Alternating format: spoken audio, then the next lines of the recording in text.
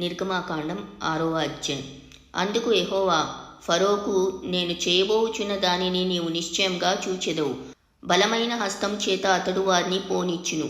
బలమైన హస్తం చేతనే అతడు తన దేశంలో నుండి వారిని తోలివేయునని మోషేతో అనెను. మరియు దేవుడు మోషేతో ఇట్లనెను, నేనే యెహోవాను. నేను సర్వశక్తిగల దేవుడను పేరున అబ్రహాము, ఇస్సాకు, యాకోబులకు ప్రత్యక్షమైతిని. కానీ యెహోవాను నా నామమున నేను వారికి తెలియబడలేదు. మరియు వారు పరవాసం చేసిన దేశముకు కనాను దేశమును వారికిచ్చుటకు నా నిబంధనను వారితో స్థిరపరిచితిని. ఐగుప్తీయులు దాసత్వమునకు లోపర్చియున్న ఇశ్రాయేల మూలుగును విని నా నిబంధనను జ్ఞాపం చేసుకొని ఉన్నాను. కాబట్టి నీవు ఇశ్రాయేలుతో ఇలాగు చెప్పుము, నేనే యెహోవాను. నేను ఐగుప్తీయులు మోయించు బరువుల క్రింద నుండి మిమ్మును వెలుపలికి రప్పించి వారి దాసత్వములో నుండి మిమ్మును విడిపించి నా బాహువు చాపి గొప్ప తీర్పులు తీర్చి మిమ్మును విడిపించి మిమ్మును నాకు ప్రజలుగా చేర్చుకొని మీకు దేవుడనై ఉందును. అప్పుడు ఐగుప్తీయుల బరువు కింద నుండి మిమ్మును వెలుపలికి రప్పించిన మీ దేవుడైన యెహోవా నేనే అని మీరు తెలుసుకొందురు. నేను అబ్రహాము, ఇస్సాకు, యాకోబులకు ఇచ్చేదనని చెయ్యి ఎత్తి ప్రమాణం చేసిన దేశంలోనికి మిమ్మును రప్పించి దాన్ని మీకు స్వాస్థ్యంగా ఇచ్చేదను. నేను యెహోవానని చెప్పుమనగా మోషే ఇశ్రాయేలీయులతో అలాగు చెప్పాను.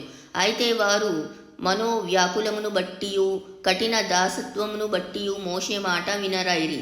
మరియు యెహోవా మోషేతో, నీవు లోపలికి వెళ్ళి ఐగుప్తు రాజైన ఫరోతో ఇశ్రాయేలీయులను తన దేశంలో నుండి వెలుపలికి పోనీయవలనని అతనితో చెప్పుమనెను. అప్పుడు మోషే, చిత్తగించుము, ఇశ్రాయేలీయులే నా మాట వినలేదు. మాటమాంద్యము గల వాడనగు నా మాట ఫరో ఎట్లు వినునని యెహోవా సన్నిధిని పలికెను. మరియు యెహోవా మోషే అహరోనులతో ఇట్లనెను, ఇశ్రాయేలీయులను ఐగుప్తు దేశంలో నుండి తాము వెలుపలికి రప్పించుటకై ఇశ్రాయేలీయుల యొద్దకును ఫరో యొద్దకును వెళ్ళవలనని వారికి ఆజ్ఞాపించెను. వారి పితరుల కుటుంబముల మూల పురుషులు ఎవరనగా ఇశ్రాయేలు జ్యేష్ఠ కుమారుడైన రూబేను కుమారులు హనోకు, పల్లు, హెస్రోను, కర్మి. వీరు రూబేను కుటుంబములు. షిమ్యోను కుమారులు యమూయేలు, యామీను, ఓహదు, యాకీను, సోహరు. కనాను స్త్రీకి కుమారుడైన షావూలు. వీరు షిమ్యోను కుటుంబములు.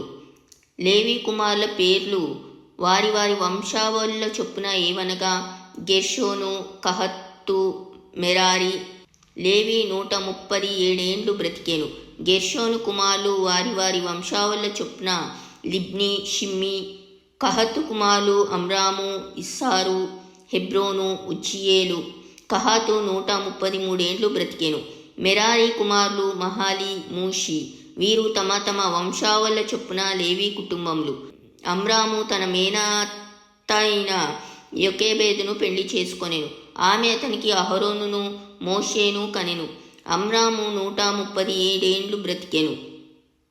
ఇస్సారు కుమారులు కోరహు, నెపెగు, జిక్రి. ఉజ్జియేలు కుమారులు మిషాయేలు, ఎల్సాఫాను, సిత్రి. అహరోను అమినాదాబు కుమార్తెయు నయస్సోను సహోదరియునైన ఎలీషేబాను పెళ్లి చేసుకొనెను. ఆమె అతనికి నాదాబును, అబీహును, ఎలియాజరును, ఈతామారును కనెను. కోరహు కుమారులు అస్సీరు, ఎల్కానా, అబియాసాపు. వీరు కోరాహీయుల కుటుంబములు.